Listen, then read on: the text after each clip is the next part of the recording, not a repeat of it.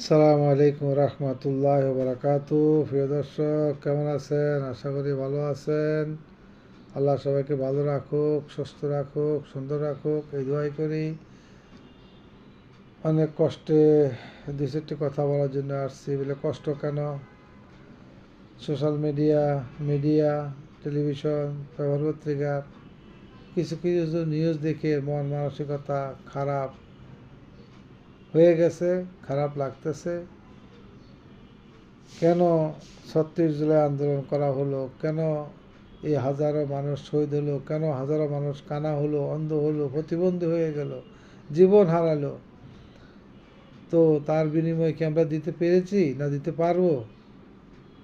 উল্টো তাদেরকে ১২টা বাজানোর জন্য, যারা এই আন্দোলন করেছে তাদের ১২টা বাজানোর জন্যই ব্যবস্থা করা হচ্ছে বলে মনে হয়। কারণ যেভাবে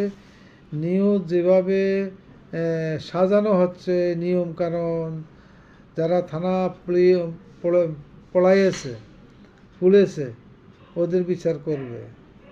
তো এই এক এবারে জুলাই আন্দোলনকারী ওদেরকেও আইনের আওতায় আনা হবে। তো এবং হাসিনার অফিস আদালত খুলে দেওয়া হচ্ছে, দিতেছে, দোকানপাট খুলে দিচ্ছে, অফিস আদালত খুলে দিচ্ছে। এগুলোর কারণ কি? এগুলোর ভাব কি বোঝা যায়? কিছু আমরা বুঝি না। আমাদের ৬৬ বছর বয়স হয়ে গেছে, আমরা কিছু বুঝি না। আর বাঁচবো কদিন? আল্লাহ যেন ইমানের সাথে মৃত্যুবরণ করেন, এই দোয়াই চাই, এই দোয়াই করি। আমার জন্য খাস করে দোয়া করবেন, সবার জন্য দোয়া করবেন। ভালো লাগলে আমার চ্যানেলটি সাবস্ক্রাইব করে প্রচার করবেন। আমাদের সামনের দিনগুলো ভালো আসতেছে না, ভালো আসবে কিনা জানি না।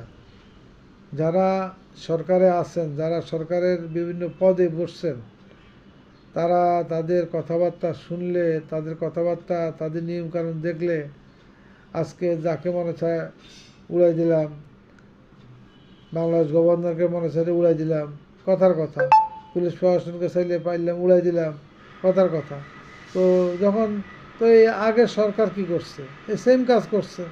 তো এখন আমরা কিন্তু সে কি, আর অথচ আমরা এই ইউনূস সাহেবকে বলছিলাম ইলেকশন দাও, ইলেকশন দাও, ইলেকশন দাও, ইলেকশন দিয়ে দেশ সুন্দর হবে, ভালো হবে, দেশের আর কোনো গণ্ডগোল থাকবে না।